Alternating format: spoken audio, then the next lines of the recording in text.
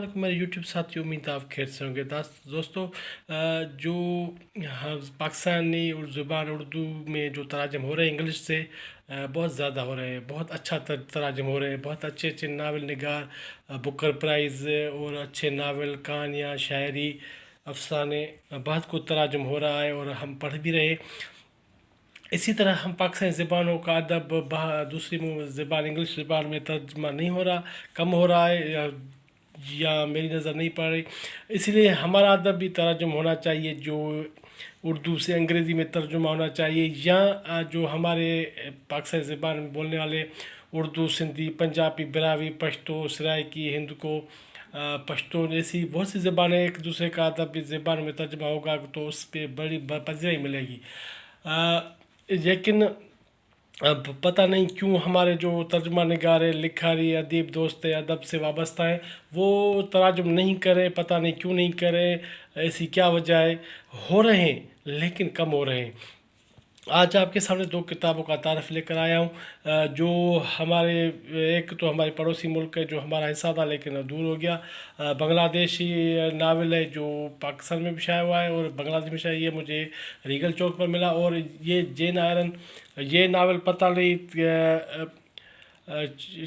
ब्रांडे जो है शार्लेट ब्रांडे, उसका नावल है। शार्लेट ब्रांडे का किस मुल्क तारफ़ है। हमारे जो लिखारी है, तर्जुमा निगार, तर्जुमा करने वाले, उसको देना चाहिए कि किस मुल्क से है, किस मुल्क का अदब है, क्या है। कुछ भी नहीं लिखा और समझ में क्या है। वीडियो को आगाज़ करने से पहले चैनल को सब्सक्राइब, वीडियो को लाइक और कमेंट्स करेंगे तो बड़ी मेहरबानी होगी। आज दो नावल है, दोनों दूसरे मुल्क से इसका वाबस्ता है। पता नहीं ये नावल है क्या, इसमें कुछ पता ही नहीं जाता इसमें क्या है क्या नहीं है। ऐसा लिखने वाले कुछ भी नहीं लिखा है। कुछ तो तारीफ़ करवाते लिखने वाले का, तर्जुमा निगार वाले का, कुछ तो तारीफ़ होता भाई। इससे तो नहीं है, मैं तारीफ़ कर आपको दिखाता हूँ। एक है कृष्णा चूड़ा के साय में, बांग्लादेशी नावल। कृष्णा चूड़ा एक दरख्त है, उसके साय में एक लड़की की दास्तान है। शाम बारकपुरी का नावल है। और जेन आयरन, ये भी एक लड़की की कहानी है। औरंगज़ेब कासमी साहब का ये तर्जुमा है और शार्लेट ब्रांडे का नावल है। पता नहीं दोनों नावल में क्या है क्या नहीं है, मुझे भी कंफ्यूज कर दिया है। ये है कृष्णा चूड़ा के साय में, शारक बारकपुरी का नावल है, बांग्लादेशी लेखक है। ये जो कृष्णा एक दरख्त का नाम है। मुझे ये किताब रीगल चौक से मिला है, लेकिन इस इदारे ने उसको शाया किया था। ये 1980 बांग्लादेश में दूसरा एडिशन, फिर बांग्लादेश में शायद तीसरा एडिशन पाकिस्तान में शाया हुआ। पेश मंज़र में भी पता नहीं क्या लिखा है। एक रोहिदाद है, किस्सा है, नावल का आगाज़ पेश मंज़र है, नावल शुरू हो जाता है। पस मंज़र नहीं, पेश मंज़र। ये नावल शुरू हो जाता है जो है पता नहीं यादों के झरोखे से पस मंज़र। ये भी एक नावल का हिस्सा है, लेकिन कुछ लिखा नहीं गया कि नावल किस के बारे में क्या है। थोड़ा सा ताज़ देना चाहिए था। नहीं, चांदनी बिखरी हुई थी, आसमान से ज़मीन तक नूर की चादर बिछ गई थी। हवा में सख्त खनगी थी, कड़ाके की सर्दी पड़ रही थी। ट्रेन का देवकामत इंजन 8 डब्बों की गाड़ी अपने साथ लिए चीखता हुआ जा रहा था। हद नज़र तक दौड़ती हुई दौड़ी आहनी पटड़ियाँ रात को चांदनी बहती हुई पारे की लहरों की तरह झिलमिला रही थी। पहला स्टेशन छोड़कर वो अपनी रफ्तार से आने वाले स्टेशन की तरफ दौड़ रही थी। गाड़ी मुसाफिरों से खचाखच भरी हुई थी। मुसाफिरों में कुछ बेदारी थी, कुछ ऊँघ रहे थे, कुछ सो रहे थे। ठंडक की वजह से कुछ खिड़कियां बंद थी, कुछ खुली हुई थी। फर्स्ट क्लास के इस कंपार्टमेंट में इस वक्त सिर्फ 2 मुसाफिर, एक 29 साल का नौजवान और दूसरी एक दोशीदा थी। और रोमान की दुनिया में ख्वाब थे। नौजवान बड़े गौर से उसे देख रहा था। वो सोते ही में बड़ी हसीन लग रही थी।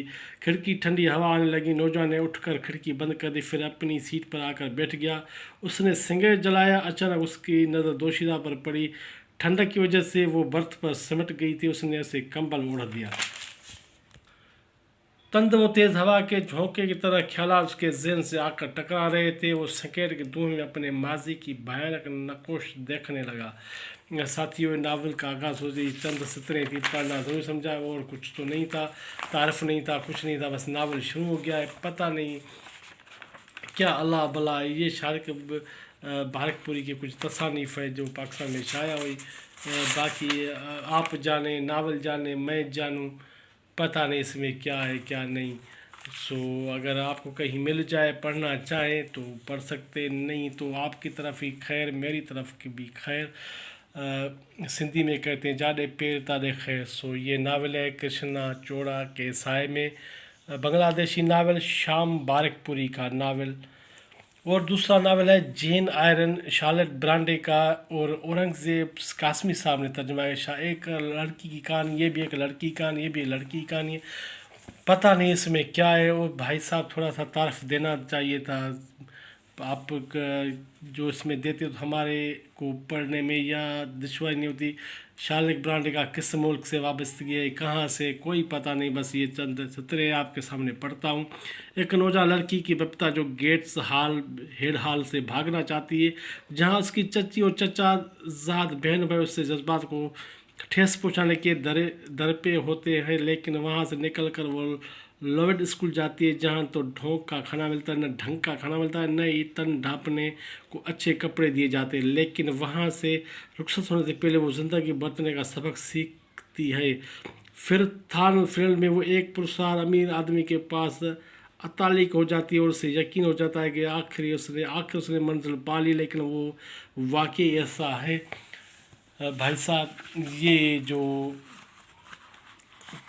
ناول کے بارے میں اور کچھ نہیں ہے، آپ کو دکھاتا ہوں. شارلٹ برانڈے کا ناول جین آئرن کے نام سے اورنگزیب صاحب نے ترجمہ. آپ اس ادارے سے منگوا سکتے ہیں کال کر کے، نہیں تو آپ کی طرف خیر، میری طرف ہی خیر. یہ 2020 میں شائع ہوا ہے، لیکن کچھ نہیں لکھا گیا، کچھ نہیں پتہ اس ناول کہاں سے، لکھنے والا کون ہے. بس ہے گیٹس ہال جو ہے شروع ہو جاتا ہے ناول جیسا اس ناول میں شروع ہوا تھا. یہ نومبر کی ایک ٹھنڈی صبح تھی، اس لیے ہم گھر کے اندر تھے. میرے چچے مسز ریڈ ڈائننگ روم میں آتش دان کے سامنے صوفے پر دراز تھے اور میرے چچا زاد بہن بھائی ایلیزا جان اور جارجینا اس کے ارد گرد بیٹھے تھے، لیکن مجھے ساتھ بیٹھنے کی اجازت نہیں تھی. مسز ریڈ مجھ سے ناخوش تھے. تمہارا رویہ یہ غیر فطری اور غیر بچکانہ اس کا یہ کہنا تھا. لیکن جب میں نے اس سے پوچھا کہ آخر میرا قصور کیا، تو اس نے کہا بڑوں سے سوال نہیں پوچھتے. کم سے کم مجھے چچا زاد بھائی جان سے تھوڑی دیر کے لیے چھٹکارا مل گیا تھا. میں چوری چھپے ناشتے کمرے میں داخل ہوئے، کتاب منتخب کی اور ایک پردے کے پیچھے کھڑکی کے قریب بیٹھ گئی. مجھے کتاب اس وقت سے محبت تھی جس وقت اس کا سمجھنا میرے لیے دشوار تھا. جان کی آواز سنتے ہی میں خوش ہوتی تھی. ساتھیوں، دونوں ناول آپ کو مل جائے، پڑھنا چاہے تو پڑھ لیں، نہیں تو آپ کی طرف بھی خیر، میری طرف بھی خیر. دو کتابوں کا تعارف دیا آپ کے سامنے. چاہتے جاتے ویڈیو کو لائک، کمنٹس اور چینل کو سبسکرائب کریں گے تو بڑی مہربانی ہوگی. Thank you.